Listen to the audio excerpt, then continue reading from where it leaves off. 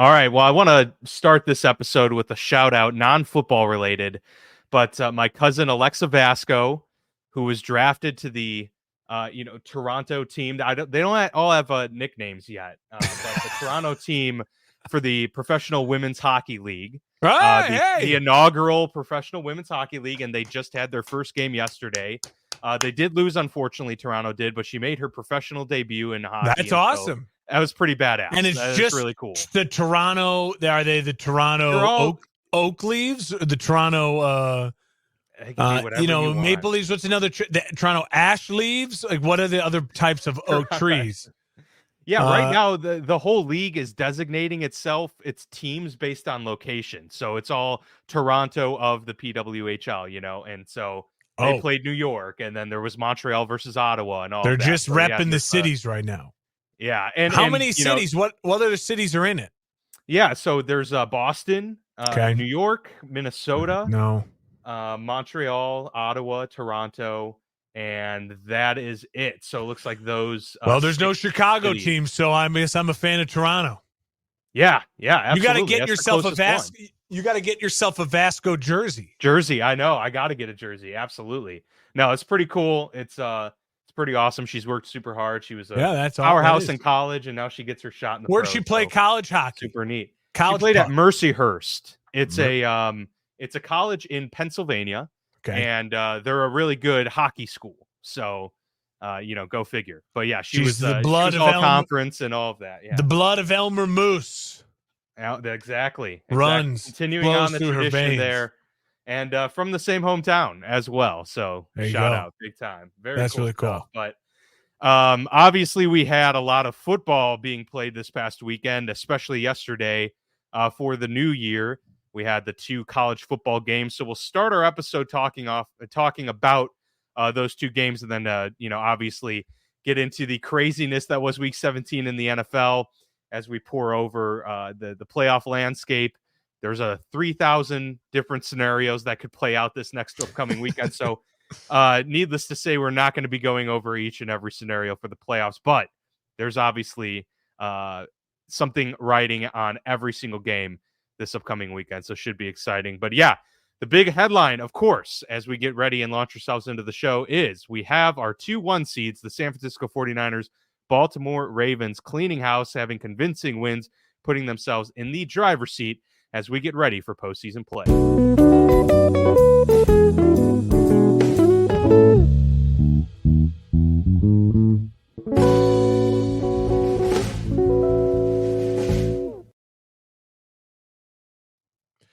All right. So, yeah, we've got those 2 teams locking up home field advantage, as well as that first round bye, the highly coveted first round bye. So San Fran and Baltimore expected to sit plenty of their starters this upcoming week as they get ready, which is interesting because, they'll be sitting their starters. Sometimes you see people sitting their starters when they have the 2 seed locked up or the 3 seed. Yeah, they're going to have 2 weeks off, really 3 weeks before game time.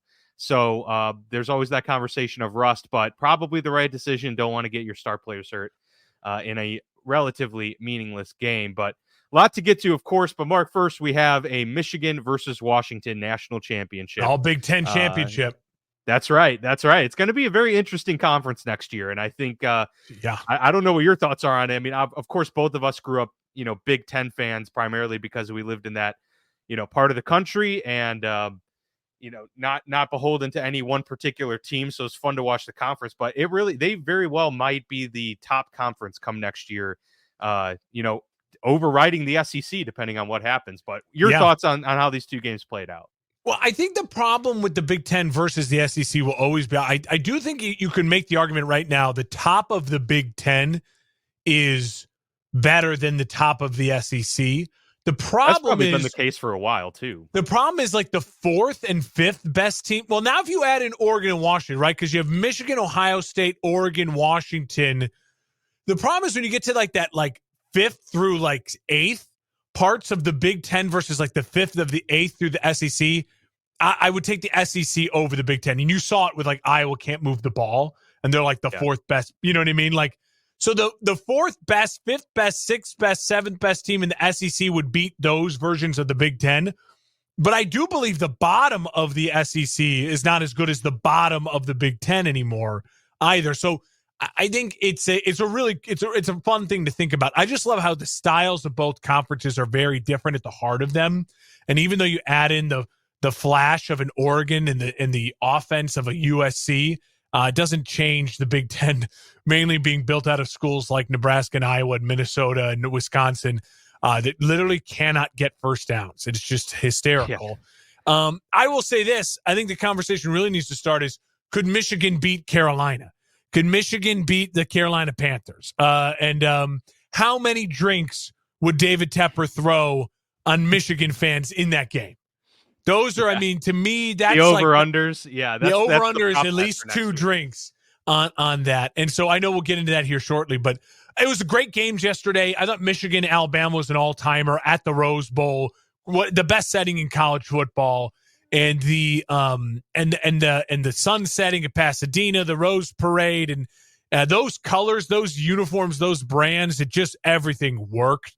It was fantastic. Yeah, it was cool. And it was ugly. I mean, there were times when there was just like bad football, but that's what you love about college. And then in the other game, it was Washington was like, it felt like, I mean, there was back and forth, but Washington, like late in that game, you're thinking to yourself, oh my God, they might actually lose this game. Texas is fighting away. I know. Washington felt in control. Like, I felt like they were dominating for a good portion of it, but yet they did almost let it slip. I mean, that could have been, if they don't muff that punt. Oh, I know. They could have won by probably easily, 15. And Michael Penix Jr. proved to me, he showed he was by far the best quarterback of the 4 teams. Is he a first-round quarterback next year? I think at this point in time, yeah, I absolutely think so. I think there's an argument to be made. There is going to be at least 4 first-rounders this year. I really believe that. I think when you look at Jaden Daniels, Michael Penix, Drake May, Caleb Williams, those to me are first rounders. Then Bo Nix will be the. Bo Nix will be the. All right, does someone want to take a stab at Bo Nix? But depending on how Penix plays, if he plays well against a Michigan defense, it's gonna be something we're gonna talk a lot about here in coming weeks. So I know we don't want to waste any more time on it, but can't wait for Michigan and Washington. It's gonna be a really great game on Monday and on the 8th. Yeah, I think it's a pretty good matchup, so I would anticipate a pretty close game. I take Michigan right now. Michigan should be favored. Their trenches they deserve that. Their offensive and defensive lines are just nasty. And what Texas ended up being a bad matchup for Washington in the sense that I didn't think through it. Washington has 2 receivers that are going to be first-round picks, and they have maybe 3 that could be that. And the back end of Texas is safeties and corners the weakness for Texas football right now, and they just got exploited. Yeah. Penix took over, and those receivers didn't drop any passes at all. It was they crazy. were just falling in everything. Also, you can't touch Penix. Like I know. He was only been sacked 11 times this year. In college, that is insane. I think Caleb Williams won a game. Caleb Williams was sacked something like over 40 times this year. Like, it is crazy. That's crazy. So if Michigan can get at Penix, then it'll throw off his game. It'll throw off Washington as a whole. I think that's how you win if you're Michigan looking at the game. You got to get at Penix. I don't want to push this too far down, but the thought just came to me, and I just have to ask the question because you mentioned Iowa and how just atrocious that all is. I've been pondering this and I can't come up with an answer. Maybe you can help me out here. I cannot figure out. Iowa, I get it.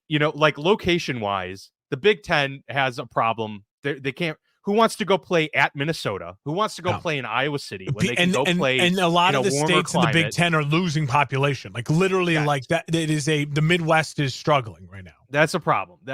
But I can't figure out is how it just has never happened, at least in the last 30 years or so, where an Iowa team that continuously produces plenty of NFL talent.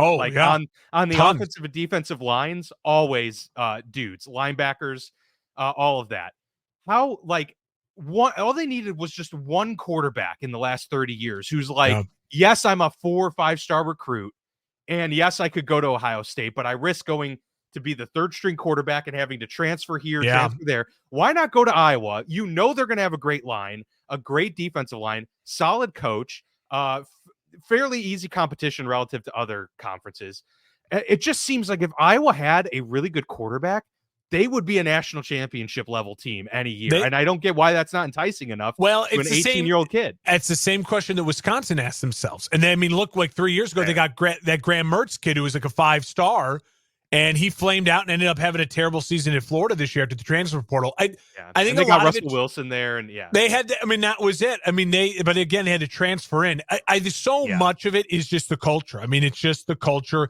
The answer is they listen. Michigan tried to do that with Rich Rod. Remember that in the early 2000s, and like, let's bring the West Virginia. Let's try to go.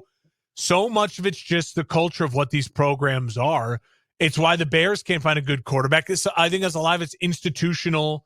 Yeah, but I agree. Yep. Iowa has the bodies on the offensive and defensive line to hang with the best teams from the SEC and the best teams in the Big Ten, but they've never had consistently the speed and the quarterback to do it. Absolutely. Yeah, it's brutal. It's rough sledding for them. All right, let's get to the NFL, what you're all here for as we get ready for Week 18 and the final week of the regular season and push ourselves to the playoffs. So right now, we talked about the landscape last week. Now we have a couple other solidified playoff spots. So right now in the AFC, we have the Baltimore Ravens clinching that 1 seed. We have the Dolphins, the Chiefs, and the Browns all clinching a playoff spot. Yeah. So 4 spots clinched in the AFC. In the NFC, we have the 49ers in the 1 seed, and then we have the Cowboys now leading the NFC East. Then we have the Lions, the Eagles, and the Rams, your Los Angeles Rams, putting themselves in a playoff spot. So only 2 up for grabs in the NFC, 5 up for grabs total in the league. So very interesting. If the playoffs started today, we'd have the Jags, Bills, and Colts. And we'd have the Buccaneers and the Packers rounding out the NFL playoffs here. But of course, a lot riding on Week 18 here, and we'll see. There's going to be a lot of shifting for sure. Definitely, I think we jump into this. I think before the one thing I want to say is looking ahead to Week 18. It's again the brilliance of the NFL schedule of this kind of flex schedule makers. You have these amazing games like a Buffalo and Miami, but you also then look at like okay that also means you're risking it because you have a Jets versus Patriots. You know what I mean? Like, and that game means nothing, and it's for no one. So by doing this, the NFL has basically guaranteed themselves that they're going to have at least half of the games be meaningful, and then a quarter of the games have at least to be meaningful for one team, and then there's probably going to be about a quarter of the games that just mean nothing. And it's totally, when you began the season, you think, oh my God, Aaron Rodgers, Week 18. Mac Jones, scrappy Patriots team, that could be for a wild card spot, and it just happens that it's for nothing. So it's a great risk reward thing they've done, and it leaves a lot of things open, and so there is intrigue.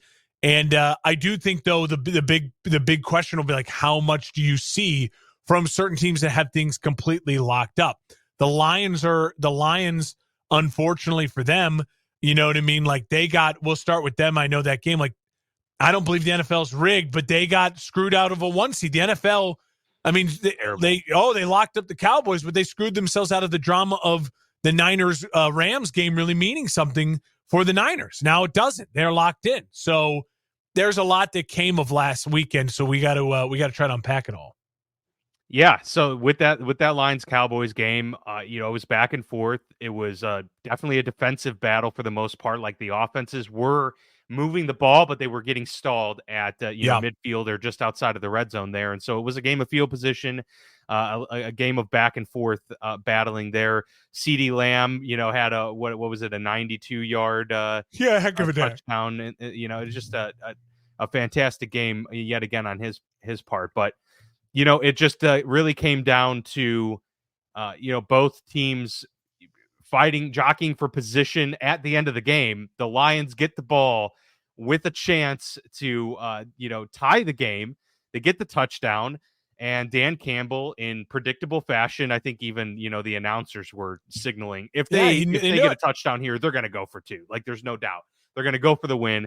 They go for the win. They get the touchdown to the offensive tackle, Taylor Decker. And then, the ref fiasco happens where the refs say that, did they officially declare what they believe happened? No, what they say is that they think 70 declared. Yes. that he was eligible. And really, it was 68 that caught the pass that was supposed to be declared as eligible. And then we saw the footage afterwards. 68 did declare, but 70 declared. may have also declared as well. So it was And listen, there's the thing about it. I don't believe the NFL's rigged. If you've been listening to the show for long enough, you know that I'm not one of those people with the tinfoil hat and all this stuff. This truly felt to me like the first time in my life since, besides maybe that Saints-Rams no call pass interference, it was so blatant that they didn't call the pass interference and the Rams went on the Super Bowl in New Orleans. You know, they went on to lose to the Patriots.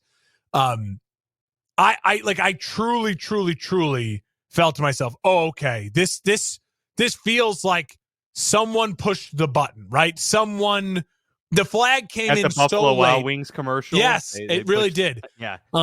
And I'm really shocked by two things this weekend. Number one was that the NFL hasn't more swiftly come out and honestly said, this was wrong.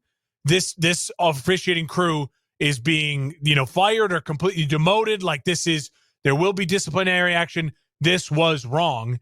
And then I'm surprised the NFL has not already fined David Tepper multi-millions of dollars and on taking away a draft pick for throwing the drink on it. Now, some people may argue, calm down, dude, he threw a drink.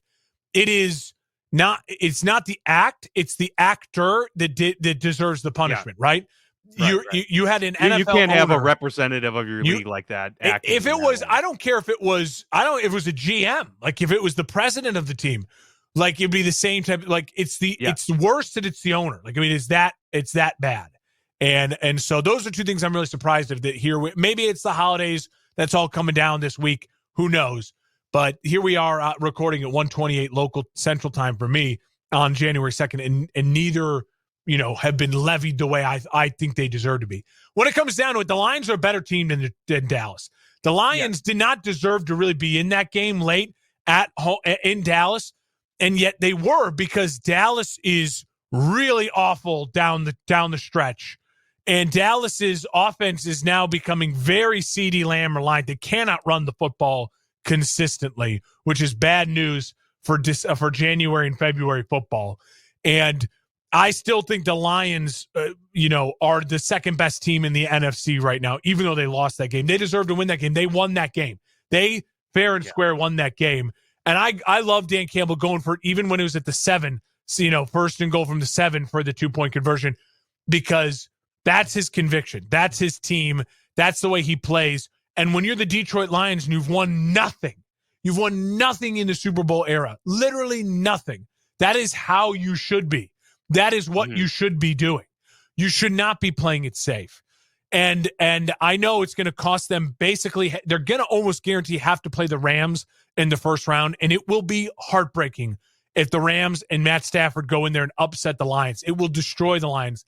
But it's not their fault. They deserve to be playing for the 1 seed this weekend, and the Rams deserve to be playing against the Niners team to knock them off from the 1 seed. And we got robbed of that because of a horrible officiating crew. I think a lot of people are going to be Washington Commanders fans next week and hoping that they just knock off the Dallas Cowboys, and then the Lions cruise to a victory against Minnesota and get themselves the 2 seed and a little bit of redemption in that regard. So we'll see if that ends up happening. But yes, the Lions deserve to win that game. The problem is that you also need Philly to lose to New York, because now Philly's strength of schedule, the tiebreakers don't work as well. The Lions are basically locked into the 3 seed unless both the Giants and Commanders win, which they're in full tank mode. Well, no, because if the Cowboys lose and go to 11-6, and the Eagles win, the Eagles then, you're right. They'll jump to the 2 seed. So they would need both those teams to lose. Not as likely, certainly. Well, that's a rough situation, but nonetheless, they'll be able to host a game and potentially 2, into the playoffs. But that was rough. That was rough for sure. And as a consolation prize, that officiating crew has now been assigned to the Steelers-Ravens game. So lucky Pittsburgh. Yeah, that has no meaning. They get to have that group there for Saturday's game. But the only punishment we've heard in regards to this is that they will not be officiating a playoff game this upcoming season. So a little bit of a consequence there for that crew.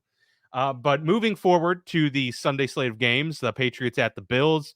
Patriots were, jumped out early with that, kick return touchdown. Yeah. Looked like maybe the Patriots are going to pull off an upset and give Bill Belichick his 5th win of the season. But the Bills do pull this one out in the end, 27-21. Obviously the Bills needed it to put themselves in an even better position. They are, currently in a playoff spot in the 6th seed. But at the same time, it didn't make me feel much better about the Bills, to be honest. I mean, yes, they won. Yes, it's a more difficult matchup than maybe it looks on paper with the Patriots being a 4-win team. All that being said, if you're the Bills and you're in that situation, I would have expected a much more convincing victory. Yeah. And still they had to claw their way to get a win. I mean, personally, and I know the Dolphins have struggled too, and we'll get to that later, but personally, I feel like the Bills are in a backs against the wall type of situation for this upcoming week against the Dolphins, just because of how they've been playing recently. Their only bit of fortune is that Miami has also been stumbling a bit as of late. Listen, the Bills, what did I say on Friday's show? I said they're just a win is a win game. Like, they just got to get a win, right? And they did. So I don't want to overreact because I'm going back to what I thought last week going into that game. And the reason I said it, and I'm sticking with it now, is that everything for them just really comes down to the fact that their ceiling on this season is making sure they get the division, you know what I mean, and have a chance, to put themselves in a real spot. So they've been in playoff mode for the last 4 weeks, and they put themselves in a position here now to do everything that's still their goals are in front of them, right? Win the AFC East, host some playoff games, and try to go on a run here. So, yes, it was ugly. Is my faith in them dwindled a bit? Sure. But look at the last 2 weeks. They had to face a Chargers team that was 100% fired up, getting the interim coach bump on the road against the Chargers team that literally was like, let's quit so they can fire this guy, and then we'll come and ball out for our jobs. They hung on after being down 13-0 to that team and came back and won. And then against a New England team and the greatest coach in NFL history that has owned this team in their lifetimes, they found a way to win a sloppy game against a team that has dominated them historically with the greatest coach in NFL history. So I agree. It's not the way you want to see the Bills play if you're a Bills fan. But what did I say on Friday? They're in a win is a win game just to get the win. So you can set yourself up for Sunday night. And they did that. And I think all bets are off. All history's lost. Sunday night is all cards on the table.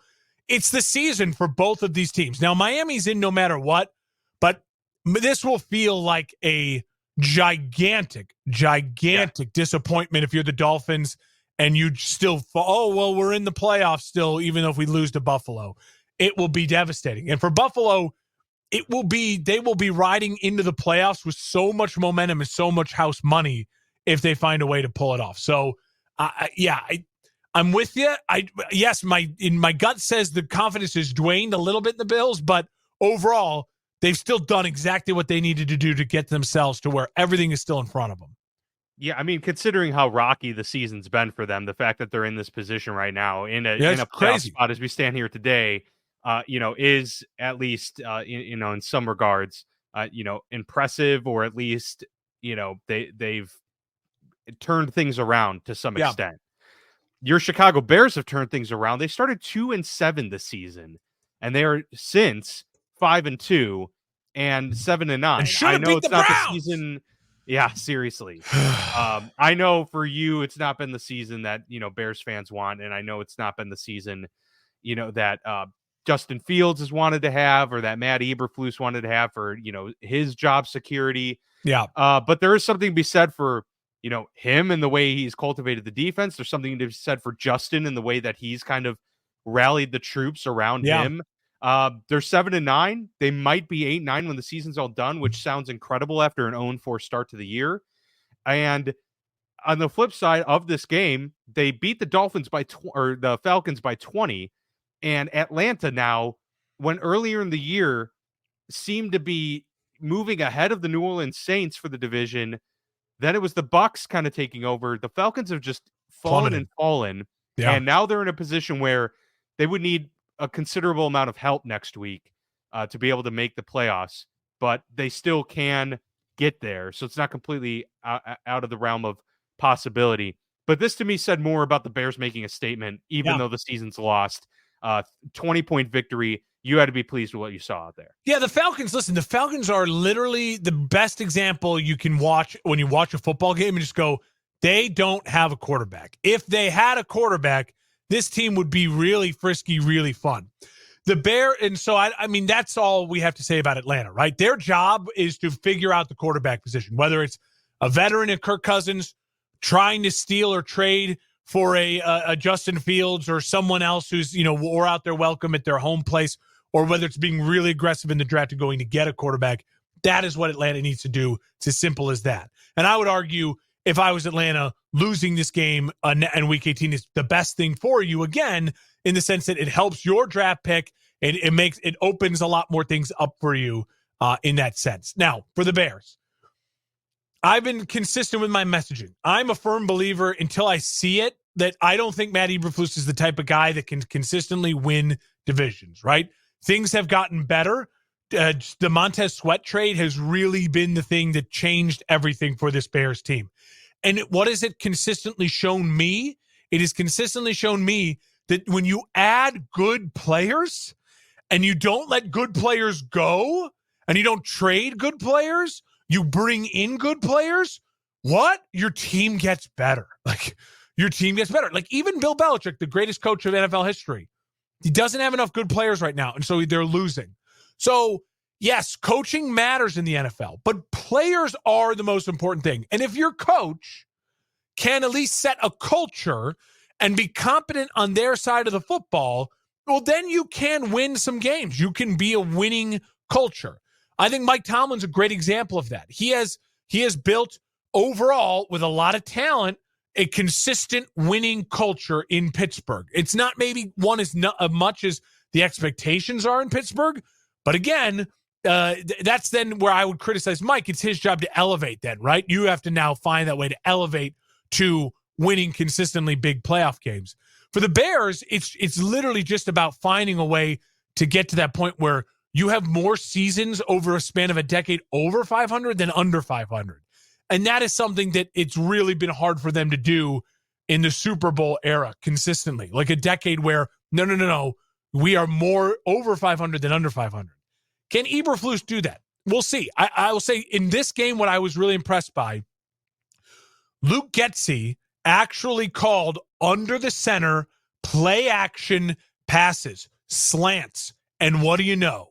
Justin looked like a really competent, good NFL starting quarterback who occasionally makes really special plays that no one else can make. That's what we as fans have been saying for the last 2 years.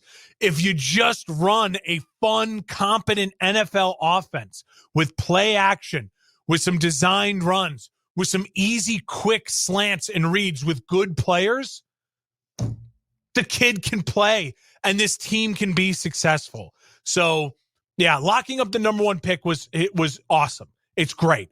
It now allows the Bears, every single option is on the table, and it should be. Every single option should be on the table. They should listen to every phone call. They should make every phone call.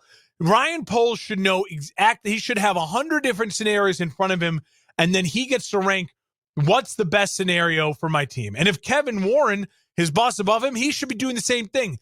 He should be making phone calls and going, is this the guy I want making this decision or not? I think I have, at this point in time, faith in Ryan Poles. I think the organization does too. He's shown you with the DJ Moore trade and with the Montez Sweat trade that more so than often. Also, some of his draft picks, Tevin Jenkins and Tyreek Stevenson, they're really, really hitting. Darnell Wright, really, really hitting. It's like, no, this guy, he should be managing the franchise. So I think the Bears go out and they beat the Packers next week. I think the Bears are ending a season on a really high note. They are a team that has found a way to figuring it out. They started the season poorly, and again, I blame the coaching for that. The offensive game plans in that 0-4 start were terrible. The defense was terrible in that 0-4 start, and that is 100% of the coaching because not much has changed roster-wise. The talent's all still there, right? Yeah. And you added Montez Sweat. Is that enough to go from an 0-4 to 8-5 or the last? I don't think he's just one. He's not Myles Garrett. He's not. He's a He really doesn't make solid that player. big of an impact. So the coaching has gotten better. But again, so you know how I feel about it. I was very happy with this win. I was really happy with this win. I like to watch my team win games, and I like to watch. Justin did everything he can do. And he's not only helping himself stay with the Bears, but he's helping himself find an organization that might actually commit to him long term if it's not the Bears. And so I'm happy for the kid, and I hope he goes and balls out in Green Bay and ends the Packers season on a sour note. It's a win-win across the board for Justin Fields, I'd imagine, as we get ready for the end of this season, and he stares down year 3 in the NFL. So, or is it year? No, it's year 4. It'll be year 4 next year. Right? Next year's year 4, which again, there's a luxury. They haven't even picked up the 5th-year option. You have 2 more years of cost control Justin Fields before you have to sign him anything. That's and you so can always tempting. And you can always franchise tag. You can always use the franchise tag on a player like that. Yep, no doubt. The Colts did a lot to put themselves still in the driver's seat of their own destiny here. For the Colts. Big win, 23-20 over Vegas. The Raiders, had an opportunity to win this one and really play spoiler. And this game in particular would have really put the AFC playoff picture in even more flux than it currently is. But the Colts hang on, so they have that 7 seed still in play. And if they beat the Texans next week, they will have a playoff spot. Whether or not what happens in Jacksonville, that is another question entirely for them. But the Colts right now have a shot at the division, but they at least very much have a shot at the playoffs. And so the Colts are starting to get it together again. We mentioned that they've been getting healthier and healthier the last couple of weeks, and that's really helped them a lot, especially with Michael Pittman, Jonathan Taylor. If you can have Gardner Minshew just go out there and, for lack of a better term, manage the game, then the Colts are a good enough team to be a playoff team and maybe, be a surprise wild card winner. Can't see him winning much past that, but yeah, it was a good win for them. And they really are right now in that conversation, no doubt about it. And if the Jaguars slip up, the Colts or the Texans are going to have an opportunity to snag that division from them. If I would have told you back in July that we'd be watching the Colts versus the Texans week 18 and the winner is win and in the playoffs with a winning record, we would have both been, I think, just jaw on it. Would be like, you're crazy. That's the boldest prediction of all bleeping time.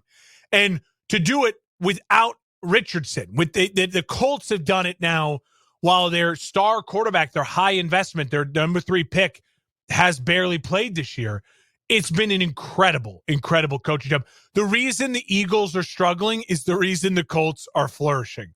Shane Steichen. I mean, that we now have a new young star head coach in the National Football League, and we have 2 of them, D'Amico Ryans. I mean, exactly. the reason the Texans are really playing great football, their head coach and C.J. Stroud.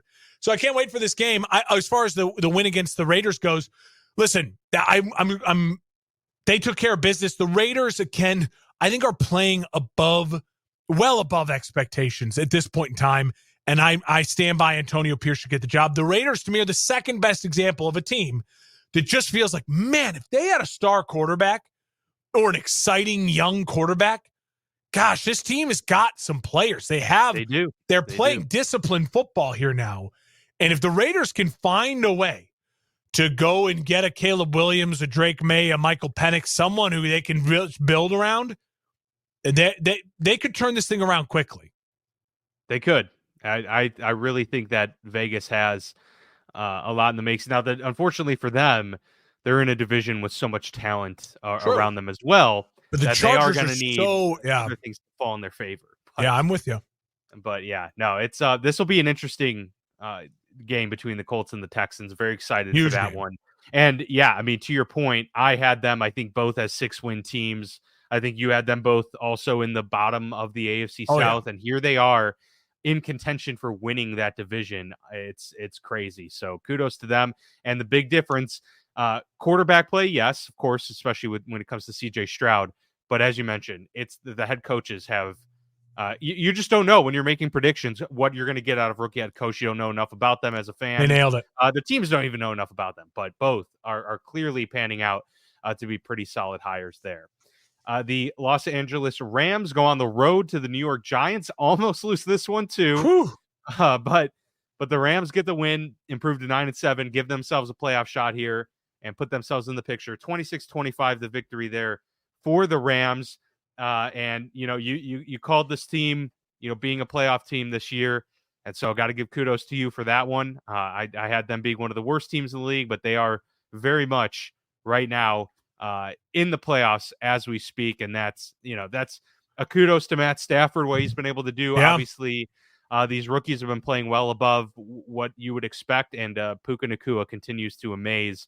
He is on the precipice of setting every rookie receiver record this upcoming week. So, yeah, they've got a lot of weapons, and I think the Rams would be one of those teams you'd really be scared to see them in the postseason. They are the Browns of the AFC. The Browns and the Rams are the AFC and NFC teams right now that every division winner is going bleep. Like you don't want that matchup.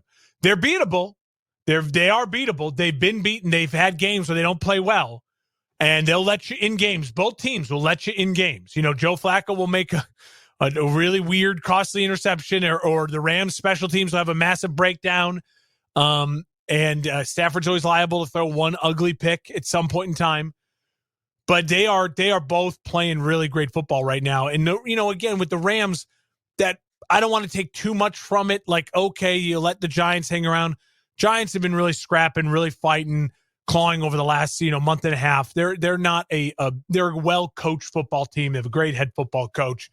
And for the Rams, it's a tough assignment. You got to travel all the way to the East Coast, bad weather, and you coming off a gigantic win. So I don't want they took, again, win was a win for them. I don't want to overthink it. If I'm the Rams, I think you are locked in at the 6th seed. I'm pretty sure. The only way that it would be, I think, if the Packers win and the Rams lose, then the Rams could fall to the 7th seed and they'd have to go to Dallas if things like that could shake out. So I don't know what you do if you're the Rams. Do you just say to yourself, bleep it? I don't want to get any of our guys hurt against a physical Niners team that's even going to be resting their starters. And it's going to be the game that both teams just don't care about trying to win. Or if you're the Rams, you go out there and you say, we want Detroit. And you just you shoot your shot. And because you're not going to go to the 5th seed, the highest you can go is the 6th seed. And you say, shoot your shot. We want Detroit. It's going to be an interesting thing for the Rams to have to figure out. And either way, the Rams could very well end up in an NFC Championship game. I don't think it's crazy to say that.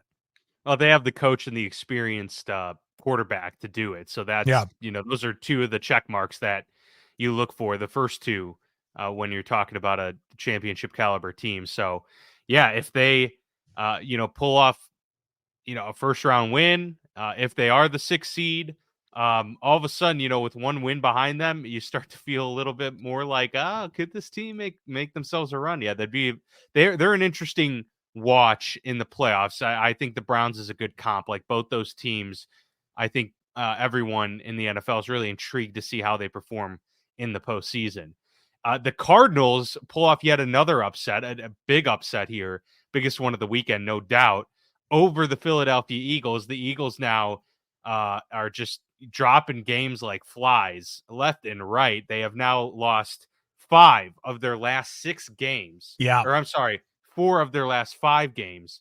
And, they get a road game against the Giants next week, which divisional games often can go either way. We could be talking about the Eagles being 11-6, which is almost impressive to say that the Eagles could lose 5 of their last 6 games and be 11-6. Like, so at the end of the day, it's almost like, well, it could be so much worse for Philadelphia, but they have done themselves no favors. They had the 1 seed much earlier in the year. They had the division, and now they're looking at a wild card. So they definitely have dropped themselves out of favor, but they're still in a good position in terms of their record. They just kind of need to figure things out, though. And in that regard, they are in a little bit of a troubling spot as a team overall. Offensively, they're not figuring things out. And despite one game being okay from the defensive effort once they switched play calling duty to Matt Patricia, the defense has been a massive liability for the Eagles as of late. And to give up 37 points to the Arizona Cardinals, 35 points to the Arizona Cardinals was another, warning sign that come playoff time, they're going to be playing a lot of really good offenses. Do they actually, now that we look at it, have the capability to go toe-to-toe with not only the league's best offenses, but on the flip side, is their defense going to be able to, or are they going to be able to put up points against some of these good defenses too? Listen, the Eagles are, you said it could be worse. I don't think it could be worse. I think they are in absolute tailspin, bottom falling out. They need to play their starters, and they need to try to win this game against the Giants, and they just need to go all out.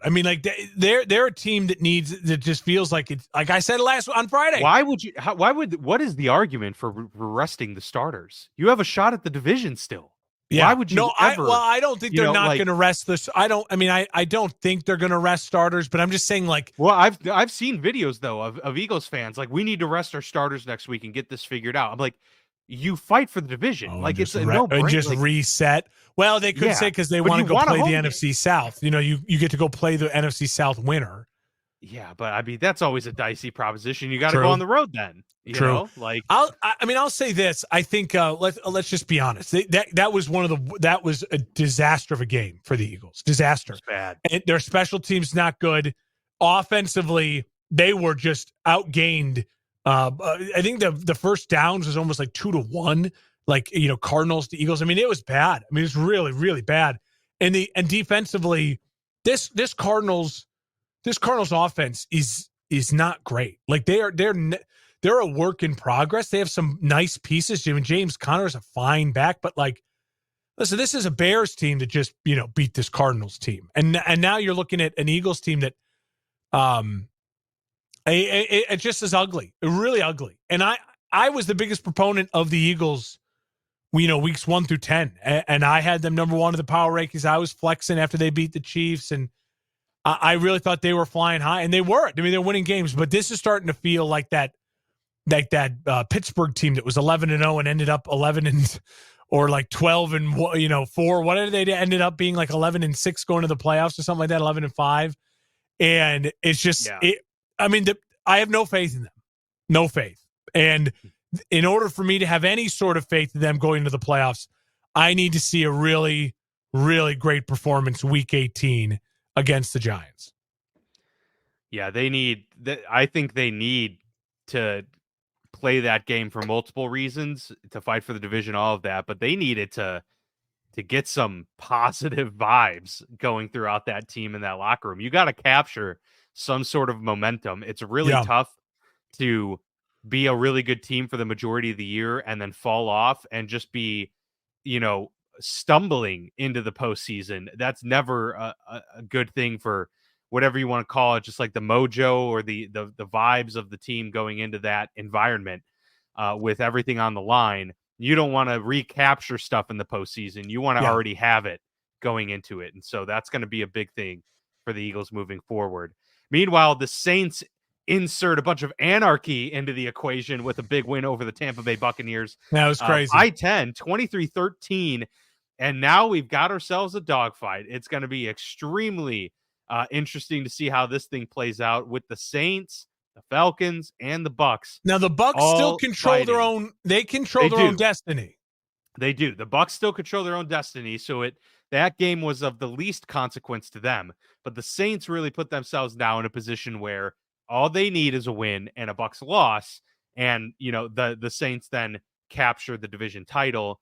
We already talked about the Falcons needing not only to win, but they would also need both of those teams to lose, and then some other, circumstances to arise. So yeah, there's definitely a much better possibility for the Buccaneers to take this division, but the Saints very firmly in play as well. So I thought that was a huge game for New Orleans. They needed that for many reasons, but both teams sit at 500 right now. If my money was on it, I would say it's the Tampa Bay Buccaneers as your NFC South champions come Yeah. next week. But the Bucks play the Panthers, so that's a pretty good omen there for Tampa Bay, as the Panthers have 2 wins on the season, and it's the Falcons and the Saints really vying for that positioning there. So if the Falcons win, they get the Saints out of their way and jump them, Yeah. and then they just need the Buccaneers to lose. So what's pretty weird clear about it is scenarios here. Yeah, what's weird about it is basically there will be no NFC South wild card. Like they can't basically make the wild card like at all. It's just whoever wins the division. The Falcons can win the division with a win and a Bucks loss. But again, that would just be that it's a lot. So the winner of the Falcons versus Saints is obviously going to be rooting for the Panthers. I think it's clean. I'll say this about the game. I was shocked. I mean, the Bucks had a chance. I thought if you I had this murderer's row in my head on Friday going, oh my God, CJ Beathard starting. It's going to be the Panthers are going to beat the Jags, and then the Bucks are going to beat the Saints, and the Bucks are going to rest all their starters, and the Panthers are going to beat the Bucks. Then the Panthers are going to end up with 4 wins, and the Bears are going to lose the first overall pick, right? Like that was what it was going through my head on Friday. And so God bless that the Saints in a way for playing part of like helping me avoid that, because now the Panthers game matters to the Bucks. Right now it ended up not mattering. The Panthers lost and all is well for me. But I do think you're going to see a really motivated Bucks team come out, because that was so uncharacteristic. They were playing such good football. They were at home, and I think this was a Saints team you just saw like they threw everything at the kitchen sink. Which means it's not going to surprise me at all if the Falcons beat the Saints, this week. Because it just felt like that was an empty the tank game for the Saints. And I don't know if they can do it again. And I don't know if it matters, because I think the Bucks knew they had to win one of these last 2. And now the pressure's on. I think you're going to see a Bucks team play really good football this week. But kudos to the Saints. This is what would drive you crazy if you're a Saints fan, is if you just got consistent quarterback play all year, you would have ran away with this division. You really would have. Like, they are a talented team. Your coach is not good. You need to fire your coach. But if you had gotten consistent quarterback play, this is a team that should have locked up this division, should have been a 10-win team, and we shouldn't even be talking about this. Yeah, the Bucks were just waiting in the wings and kind of just coasting this last month and a half, slowly sneaking up on them, and then there you go. Now the Bucks are in prime position. 49ers lock up the 1 seed in the NFC with a 27-10 victory over the Commanders. The Commanders are, a total mess. And so they're 4-12 right now. The 49ers have, I don't know if it's too strong of a statement to say recaptured, the magic that they've had, but they are playing really well. They obviously rebounded. Brock Purdy did, especially from a brutal game the week before. And so 49ers put themselves back on top. They lock themselves up that bye. Are in great positioning. I do feel truthfully, and we'll get to the Ravens game coming up, that the 2 1 seeds are far and away the 2 best teams in the NFL. And to me, it's not really close in either way. And so from that respect, I think football justice has kind of been delivered in some regards this year. It's not always that case. Sometimes 1 seeds, I feel, get lucky or what have you. But in this case, I think we do have the 2 best teams and the most likely Super Bowl matchup as well. Yeah, listen. They Niners, they needed that, right? They came out and they used the Washington as a get right game, of stat padding game.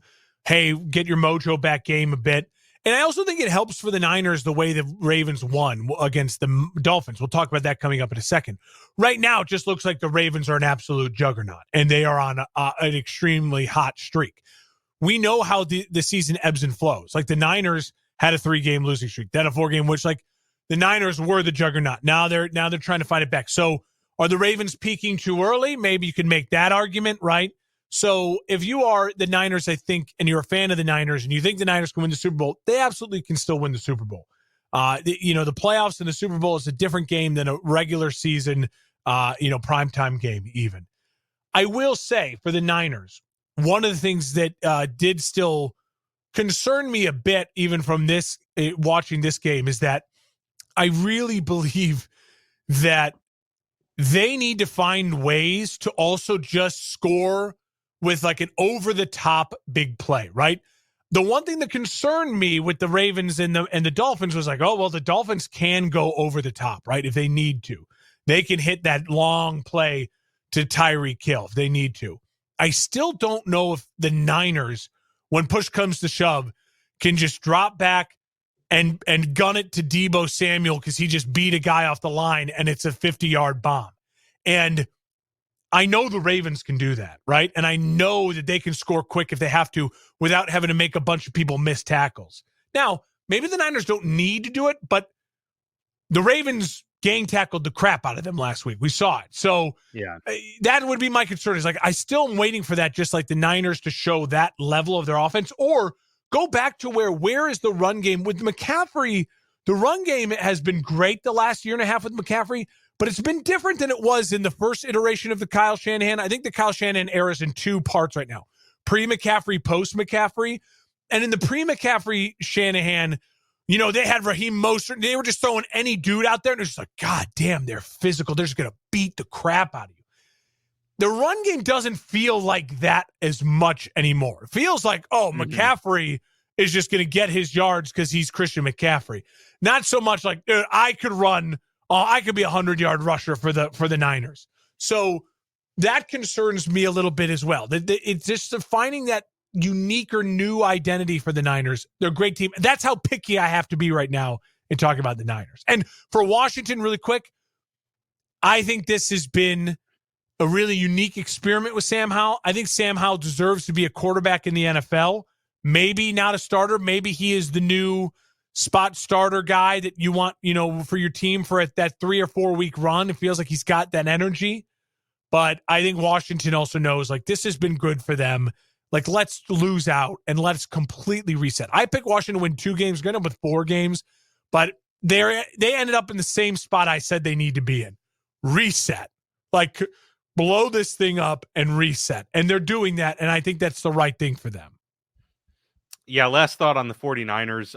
I think this win was welcome in many ways, but to lock up that 1 seed to make it so that you can rest Christian McCaffrey next week, who is dealing with a calf strain, that's huge. I think that's really big. And I'd rest everyone to chill. Yeah. Oh yeah. Trent Williams. Absolutely. I mean, they have a lot of guys that are veteran dudes who could use it, and I don't worry about the Niners with the rest versus rust because they're not a young team. A lot of these guys have been there, done that, right? And Shanahan is going to make sure that Purdy's prepared, even though he is a young player. The Jacksonville Jaguars shut out the Carolina Panthers. God, what a win. So much so that, as you alluded to earlier in the episode, Panthers owner David Tepper was seen throwing a drink at the Jaguars fans in the stadiums from his box. So, yeah, we'll wait to see on what consequences come his way. But nonetheless, he's worth $20.5 billion. So whatever the fine is, it will be a drop in the bucket for Mr. David Tepper. But nonetheless, Jacksonville gets the win it needed. It's been kind of a rough go this season. Obviously, they've performed below expectations, especially offensively. Totally. Trevor Lawrence has been dealing with injuries all season long, and this one he did not start. He misses his first start in his career, in his football career. He didn't miss a game in high school, college, or the pros up until this point, but just wasn't a go, and it turned out to be the right move as they get the win nonetheless. We'll see if he returns this next week here as they need another win to solidify their AFC South crown.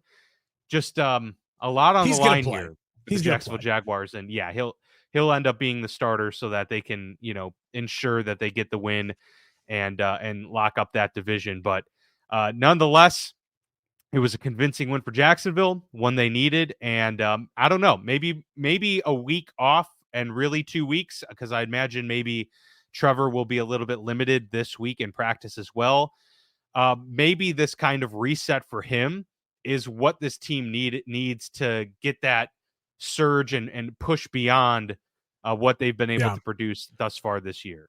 Yeah, the Jacksonville Jaguars, again, it seems a lot like the Bills. They've put themselves still in a position, even though they've had such an up and down year, a workable schedule, and they've just been really high and really, really low. But they put themselves in positions still where everything that they want to accomplish is in front of them. The AFC South title for 2 years in a row, playoff, chance to win multiple playoff games. It's in front of them. I think if you're Jacksonville, you have to start Trevor he is going to give you the only chance you have to actually win in the playoffs.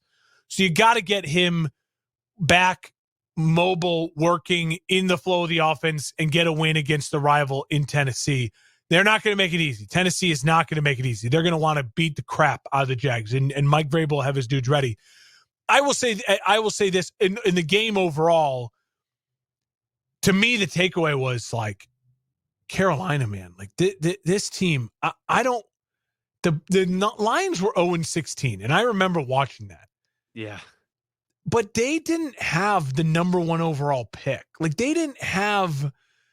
This Panthers team might be the most depressing, bad football team I can remember in a long, long time, Dan. Like maybe since like Jamarcus Russell Raiders, where it's just like, what do you do? Like he looked small. He looked inaccurate at times against Jacksonville's defense. Is not great, and they're not been playing great recently. And I know he's got no one, but again, they don't have the picks now. They don't have. Remember, the Bears get the second pick from Jacksonville next year too. Like they gave up a lot to get Bryce Young, and it has been an utter disaster. I mean, you're in that area. What are the vibes? Like, what is the feeling in that area right now? Because I'm telling you what, like it's to the point where I'm like, I don't know what they do. I really don't. No, they're in a position where they have to go all in with Bryce Young because there's just no other. They have no choice. And the fact that they, have an owner that continues to just fire coaches, they've created an environment of instability to where getting a quality coach is going to be harder and harder the more the firings happen. And you got owner throwing drinks on people. Like who's going to want to work with that?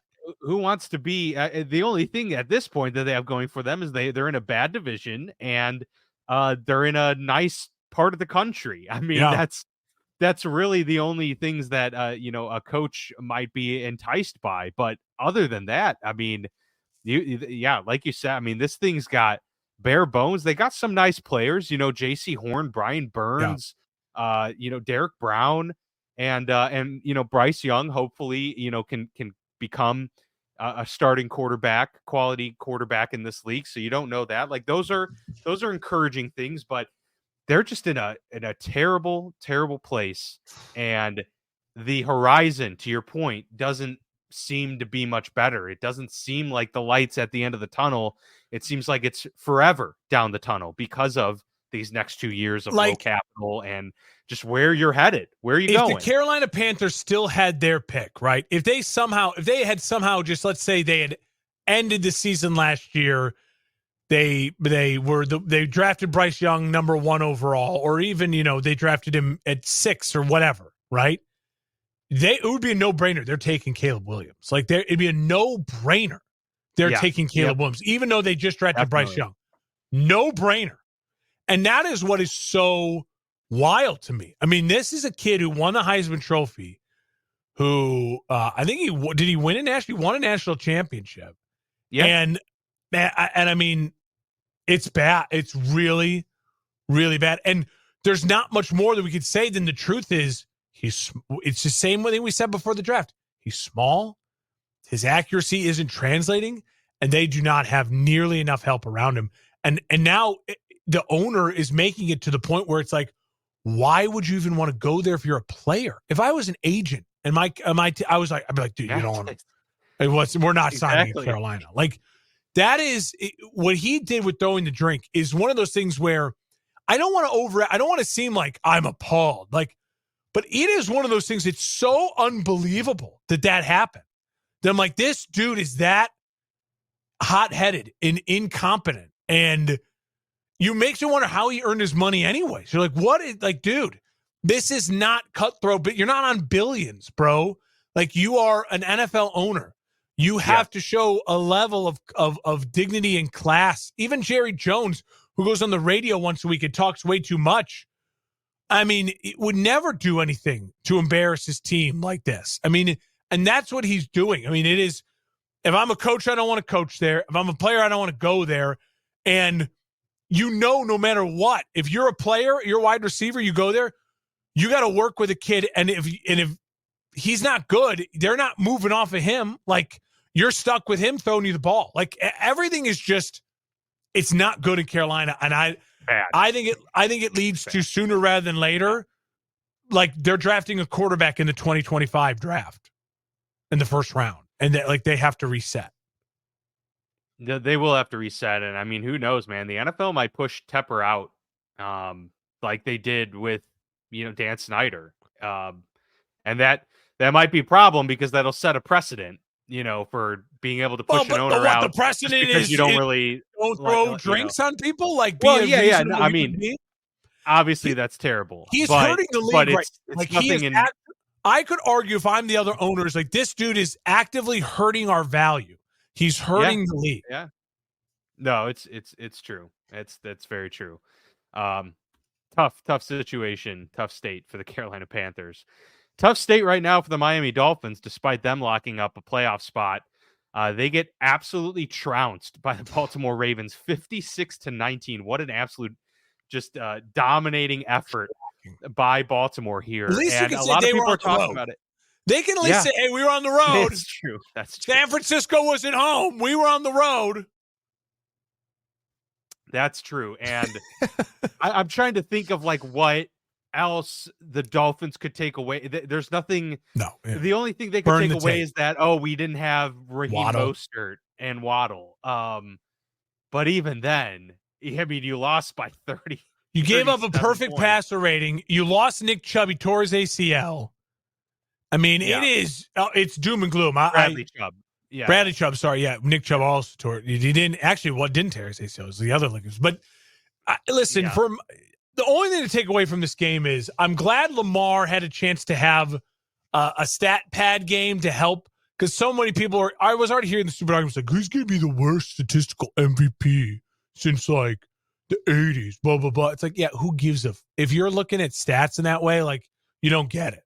Lamar has been the MVP this year. He's the only one of the he's the only one of the star quarterbacks who has put the cape on at times and led his team to victories and convincing victories against good teams. And his bad games and bad losses were in division, which we all know divisional games are different. They look at that Bills Patriots game. Division games are different. Now, conference games, no, you have no excuse. I don't care. It's a conference matchup. You gotta beat them like you would in a non-conference. And his record against the NFC alone should show you why he's the MVP. When dudes aren't prepared for him, they cannot handle him. They just cannot. And I'm happy for Lamar. I'm happy for the Ravens. They're a juggernaut. Now, they're the only team in first class of the Super Bowl playing this morning. You know what I mean? I think they're the best. They're by far the best team in the NFL. They're the only team. And it doesn't mean that they can't get upset in the Super Bowl. Of course they could. Lamar has not consistently shown it in the playoffs. They could get upset in the playoffs, but it's going to take a Herculean effort from a Buffalo, a Miami, a Cleveland, a Jacksonville, a Houston, a Colts, a Pittsburgh. It's going to take a Herculean effort from one of those teams to dethrone the Baltimore Ravens. And for Miami, burn the tape. And if you're if you're Mike McDaniel, certainly what you got to do this week is you just got to try to make the guys laugh, and you got to try to be yourself and just say, "We're at home. Let's turn the heaters on, and let's beat the Buffalo Bills. And we're going to be at home. And the next time we'd have to play those guys, we'd have to go back there. We know what to expect. You know what I mean? We'll be better. You could try to sell it in that way, but this is a must win for Miami. I know it's stupid because then it's they make the playoffs anyways. No. Culture wise for the Miami Dolphins, and I get it. If you ask Miami fans, dude, you're in the playoffs back-to-back years. You got a good young head coach. The vibes are good. They'd be happy with it because Miami's been a downtrodden franchise since Dan Marino retired. But it's just one of those that just feels like, honestly, Dan, it feels like culturally wise, if you can't beat Buffalo at home, and Tua doesn't play well, like you got to start maybe looking in the mirror going like, we love our coach, we love our culture, we love a lot of the players around our team. This is a lot. This is a big week for Tua. Big week for Tua.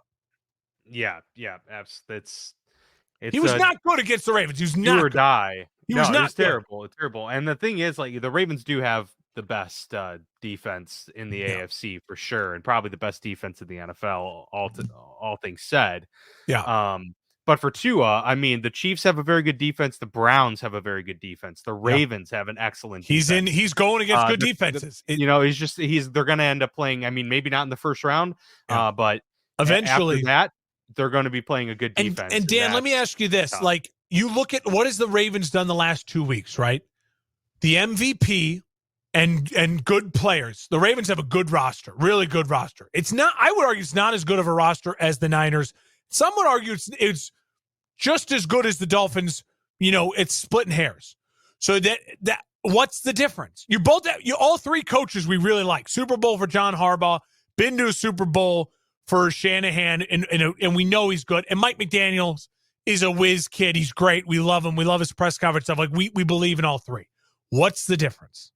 Lamar Jackson. Like, we've said it over and over and over again. If you draft a Bryce Young, if you have a Kenny Pickett, the best you can do is get a great head coach, surround him with the best rosters, and you can compete for a title. But if one of the legit 5 or 6 star quarterbacks on this planet is humming and their roster is good enough, then that's the way the NFL works, right? Like, and Mahomes, his problem this year right now is his roster is not good enough, right? That's his struggle. And with Josh Allen, his roster is just not good enough at times, and I don't think his coaching is good enough. His coaching is a full step below those other guys. So he's at a 2-point disadvantage, right? So that what are we seeing late in the season? That's what we're seeing, right? Like that's the difference. I'm not making that up, right?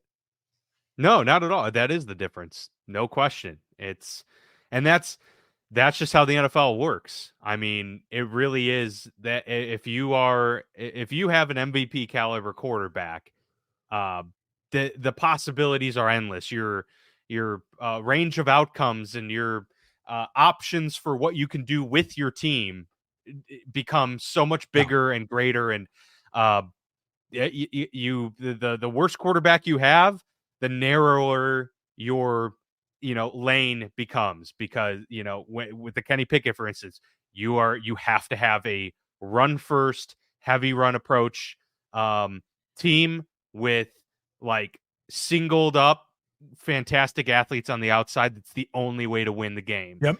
And great defense, of course. But with Lamar Jackson, you could be down. Your run game could not be super intact, but his ability changes that. You can go deep, or you can kill them with yak, because they've just got the ability to extend Flowers plays. Is great. I mean, it's just literally, they've got so many different ways to attack you, and that's dangerous. CJ Stroud made his return for the Texans, and Will Levis's return for the Titans, although he ended up leaving with an injury as well. But the Texans win 26-3 over the Titans. Yep. And obviously it was a must win for Houston. They are now, in position to beat the Colts and, get into the playoffs. And so right now we're looking at an awesome matchup next week in division for those two teams. But the Texans really just doing what they need to do, take care of business. It showed that CJ Stroud was able to, knock off whatever rust may have been there over the last couple of weeks without Tank Dell, of course, since he's been out for the season, but still able to lead his team to victory in a 23.1 at that. My money would be on the Texans winning next week. I just think CJ Stroud makes enough of a difference there. But we'll see. I mean, it'll be exciting either way. And then, for the Titans, I'm glad Will Levis started, because he should have gotten more reps and stuff. It was concerning that he got hurt, and kind of a bummer for them. But the season was lost anyways. And so it's kind of a reset year for the Titans. We'll see what they do with Derrick Henry. We'll see if Ryan Tannehill goes elsewhere or becomes a backup for the next few years for Levis. But right now it's kind of the state of two franchises and going in separate directions right now. Yeah. The Texans, hopefully, they've done enough to get themselves into the playoffs this year because they have been a great story. Yeah, the Titans are just they need 3 A players and 4 B players. They don't have enough good players. You look at the roster and you're just they need some dudes. They just need some more household names. They need some dudes. And they don't have enough right now. They have a great coach and I think a young quarterback that's got a lot of potential who deserves a chance to start next year. For the Texans, absolutely. I'm so glad they won this game. I'm so glad it's set up Texans versus Colts. I personally am rooting for the Texans. I want to see this kid get in. I want to see C.J. Stroud get in. I want to see what he can do, make all the veterans nervous. If you're a Josh Allen, if you're a Mahomes, Trevor Lawrence, right? You don't want to lose to the rookie like that. And this kid is fearless and he is fantastic. And he is, I will make the statement too. He is a very unique African-American quarterback. He is a pure pocket passer with really good mobility. But I mean, he's Randall Cunningham, man. I mean, in our generation, we haven't seen this this guy before, right? You could argue Mahomes, yes, but Mahomes is just so different too. I just don't think we've ever seen Mahomes before in its own way. CJ Stroud, he's Randall Cunningham, man. He's Warren Moon. I mean, he is reading in the pocket, big arm, accurate. And it's special to watch. It's special to see. I love Cunningham has some wheels on him. But and CJ does too. You know what I mean? But CJ does too. Warren Moon's the better comparison. But it's just, it's fun to watch, and the Texans have become a really fun story. And I'm rooting for them. I hope they get in. I'll betting them. I'm going to root for them. Colts are fun, but getting that kid in, a star, he's a future star for the NFL. And they need to use it. Yeah, absolutely. NFL rigged that game. Don't do my Lions dirty. Yeah, exactly. Now, I'd be very excited to see the Houston Texans in the postseason this year and see what C.J. Stroud could do. Imagine if he wins 1 or even 2 games, gets to the AFC Championship his rookie year. That'd be just bonkers considering where the Houston Texans were just a calendar year ago. Pretty wild. They should have had the number 1 pick. Yeah, they should have. And thankfully they didn't because, obviously C.J. Stroud was the way to go at quarterback. Yeah. The Pittsburgh Steelers win on the road at Seattle in a game where both teams needed it to keep themselves afloat in the postseason race. And for the second straight week, Mason Rudolph helped deliver a winning performance for Pittsburgh. Not only a winning performance, but a 30-point performance for the second straight week. So this has now led Mike Tomlin to making the call that even though Kenny looks like he will be healthy going into this week, they are going to ride it out with Mason Rudolph. And so that answers the question of who would win that battle currently. So I think if that's the situation they're in this week, Mark, if they get to the playoffs, which Rudolph, it definitely seems like they're going to stay with Mason Rudolph. And, they've got a good shot at winning this week because they play Baltimore, and Baltimore now has nothing to play for. So they are probably going to sit most of their starters, which increases the Steelers' chance of winning. But they do need their easiest path would be for the Bills to lose to the Dolphins, and then the Steelers are in if they win. If they don't, then they would need Jacksonville to lose, which doesn't seem terribly likely. And then, there's a couple other scenarios in there as well. But I really thought this with the story of this game was just the Steelers' offensive line and run game has, they've kind of forged their identity in the last few weeks. Yeah, of we're going to pound the rock great. and just, and Jalen Warren had some awesome, big plays out of it. So they're kind of humming when it comes to the run game. And that's the type of performance that obviously can help you in the playoffs, being able to control the line of scrimmage. And then on top of it, they were still able to utilize George Pickens with his second 100-plus yard performance. And Mason Rudolph, just the biggest difference is he stays in the pocket and throws, waits for pressure and delivers, accurate strikes. It's what we didn't see from Mason or from Mitch. and we didn't see it from Kenny either. They bailed pockets early and got happy feet. So that's the biggest difference we're seeing from Mason Rudolph. I'm encouraged by that. Still stinks that they've put themselves in the position by losing to those two-win teams a few weeks ago. So they're going to need some help. But yeah, I thought what this said for Seattle was they've got great weapons. Geno is probably not even long-term answer. I don't think anyone thought he was the long-term answer, but I don't really think Geno's the 3-year answer moving No, forward. and Like, remember that deal was like basically moving. this year's guaranteed and next year, And next year. Yeah. So it's becoming more clear that next was a year bad will loss for probably be a Seattle. bridge year. Yeah. Brutal loss for them. Defensively, they were terrible. And then for Pittsburgh, it's just, okay, you're going to just have to fight and find this same, rhythm next week. Do what you can to control. Mike Tomlin now extends his non-losing, It's impressive. Seasons to 17 straight non-losing seasons. And there we are. Honestly, I don't think there's too much to say about this game because, both teams are kind of in the middle of the road.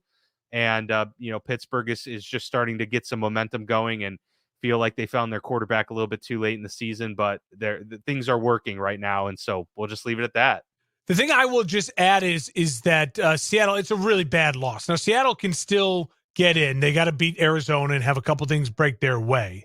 But yeah, if you're Seattle, that's the kind of loss. You're at home against a team that has been struggling up and down as of late, is on their third quarterback, and defensively you just got embarrassed, and offensively you were pretty inept. And the Steelers got a good defense, but it was ugly. It was one of those where you're like, we need to make some real changes here in Seattle. And if you're Pittsburgh, I'll say this. Mason Rudolph has a chance here now. He's got a real chance to give himself to earn the job, maybe going into next year, or earn the, hey, we're going into a competition. But if I was a Pittsburgh Steelers fan, I think this is the signal of Mike Tomlin's not going anywhere. Let's give him another quarterback. Maybe it's Kirk Cousins. Maybe it's a Band-Aid, or maybe it's no. We need to go be aggressive in the draft. I think Pittsburgh's going to be one of the fascinating off seasons to look at, because they clearly, when their offense is humming, when you can get the ball to George Pickens, I mean, it opens everything up. And if you have a quarterback who could do that consistently, this Pittsburgh team looked pretty damn hard to beat. Yeah, they looked good. It was very weird and surprising that last 2 weeks to see them put up 30 points when they hadn't done that all year, and then only did it once in all of last year. So, it was very, very weird feeling right now to be a Pittsburgh Steelers fan, because I just don't know how to react to what's gone on. I still don't know if they could really make waves in the playoffs, but I mean, I think if they played like they played the last 2 weeks, they could win a playoff game on a 3-game win streak. Why not stay hot? You might end up in a Buffalo, right? And they'd be riding high, but you'd have a chance.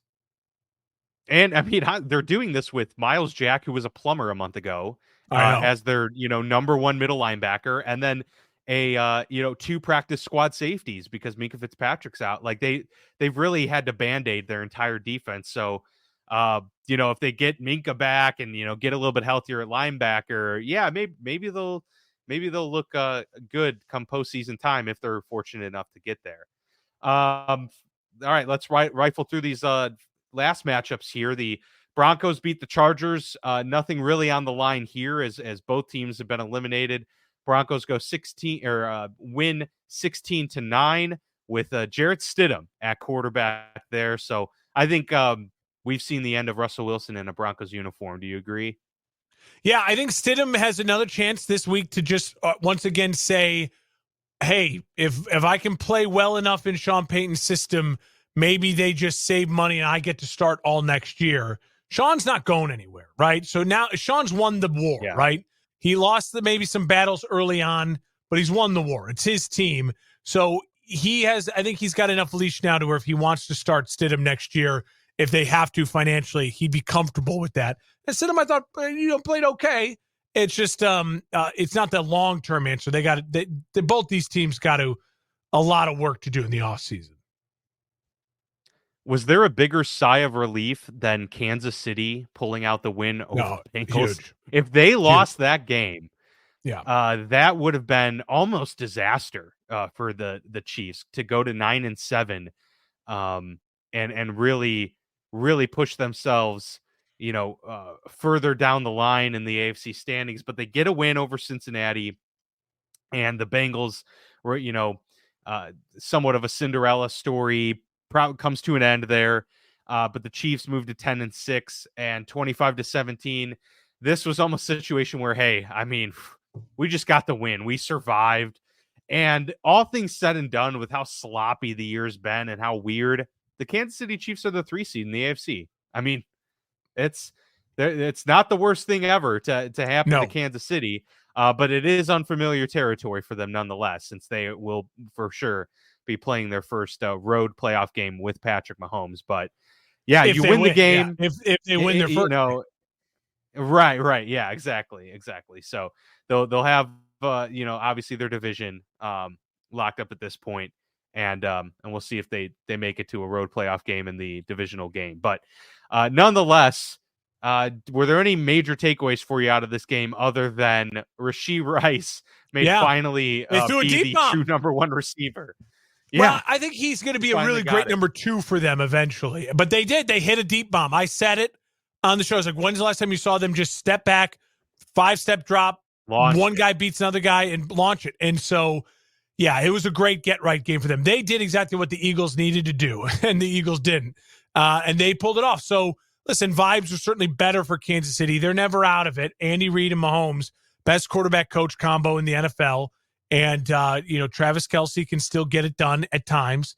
I think if you're Kansas City, you should probably smartly, selectively sit some people. You're playing against a Chargers team on the road.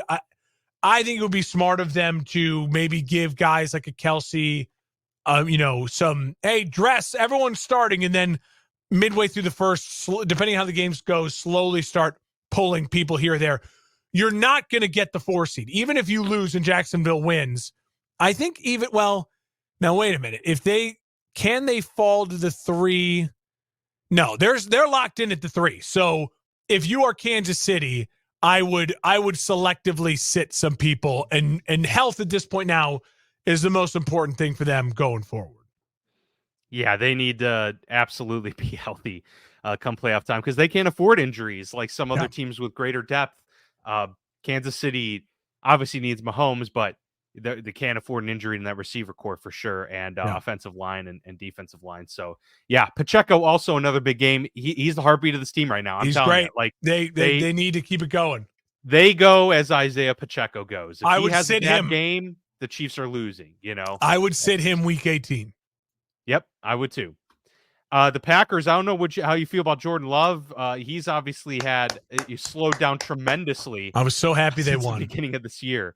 But they won 33-10, and Love throws 3 touchdowns. Aaron Jones has a big day. Third coming. Yeah, exactly. So, the Packers are very much on the outside looking in when it comes to the playoff standings. But they're at the 7 seed right now. I just feel, somehow they have a 60% chance of making the playoffs. It doesn't feel that way, but I mean, that's what it is. That's what they're at right now, and they control their destiny. They control their destiny for the 7 seed. They win, and they're in. If the Bears win, the Packers can still make it, but a lot of things kind of have to go their way, and they're possible, but it'd be a lot of work. I will say this. Listen, my dream now is for the Bears to just demolish the Packers on Sunday. And wait, do the Bears not have tiebreakers over any of those other teams? They must not. No, the Bears are out. If the Bears go to 8-9 and all of these other teams go to 8-9, I guess the Bears don't have a tiebreaker over Seattle. They New Orleans, don't. They are out. The Bears Minnesota. are out. So the way it works, so I'm going through the playoff machine right now on ESPN, and I'm gonna pick the favorites here.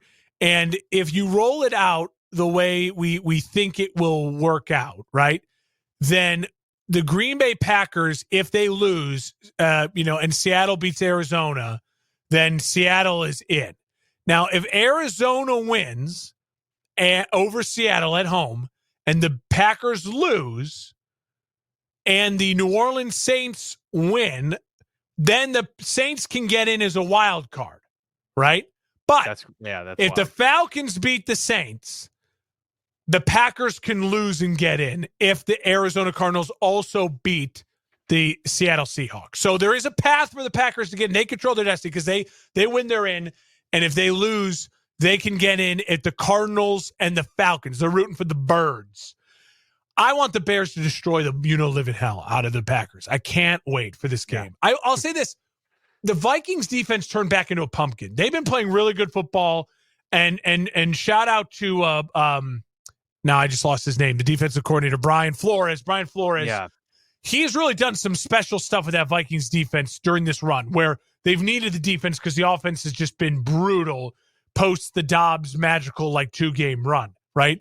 So I think this was just that the clock struck midnight on the Vikings defense, and the Packers own the division. They play well in division. They always play well against the Bears, the Lions, and the Vikings. They just own it. And LaFleur has his go-to game plans of how to make, Jordan Love look good. And he looked good in prime time. I got to give him his flowers. He looked good. I cannot wait. For Sunday.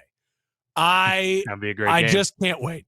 And part of me hopes the Cardinals win, the Bears win, and the Falcons win. So the Packers can get in at 8-9 then as the 7th seed and go to Dallas and just get destroyed. I will wear a Dak Prescott jersey. I will wear a Cowboys hat. I will be officially changing my Twitter bio to Cowboys #1 fan during that game. And I will just love to watch Jordan Love get blown out in week 18 at home against the Bears and then get blown out in the wild card against the Cowboys. That would be my dream scenario for the next 2 weeks. That's my Super Bowl, my personal Super Bowl. We've already won the #1 pick. So it's my personal Super Bowl. I just say, to me, the only takeaway from that game was I don't need to see any more of Jaron Hall, and the Vikings defense turned back into a pumpkin. Yeah, yes. Very much a definitive answer on that front with Minnesota. All right, well, that is the full recap from Week 17. Week 18 gets going on Saturday. We have 2 games, Steelers, Ravens, Texans, Colts, and the rest of the games are on Sunday, finishing the regular season with Bills at Dolphins for the AFC East crown. So it'll be a very exciting slate, finishing with perhaps the most exciting game of the week as well. And then it's playoff time. Can't believe it. We've made our way here. 17 weeks for each team of NFL football here. Wild stuff. Any closing thoughts, Mark, as we get ready for this one? No, except for the fact that, again, I just credit to the NFL for the way they schedule these games, because we are in for a real treat. Even though a lot is already locked up, they're giving us still plenty to digest and plenty to watch on the final week 18, and also make a decision with David Tepper and be strong and be swift with it. I don't want to harp on it too much more. I don't want to talk about it more. I just want it to be swift. I know he's a billionaire. Find him a good chunk of money. And honestly, I would take a draft pick. That's what I would do. I would take a draft pick and I'd find him money. And I would, behind closed doors, if I was Goodell, I'd call him and I'd be like, we're dead serious. If that shit happens again, you're not going to have any help from me if these other owners want to try to kick you out of this league. That's Bush League. You need to get your shit together. Or they could do a sweepstakes where 15 Jaguars fans get to go and throw a drink of their choice in David Tepper's face. I'd pay pay-per-view money for that. I would pay for that as well. Absolutely. All right. That's been our look here on the Football Lounge at Week 17 and the playoff landscape. Of course, we'll be back next week with plenty more commentary, as we will have a full playoff picture to look forward to and a first week of the playoffs as well. You can check us out on YouTube if that's where you're watching. We appreciate it. Like, subscribe as always. That definitely helps us out. We're out there on social media as well at FB Lounge Pod, Instagram, Twitter, Facebook, all of that good stuff. So please check us out and give us a follow there as well and interact. Let us know what you like, what you don't like, what you agree with, what you don't, and we'll be happy to respond to those comments as well. But that'll do it for us here on the Football Lounge. For Mark, I'm Dan. We'll see you back here next week.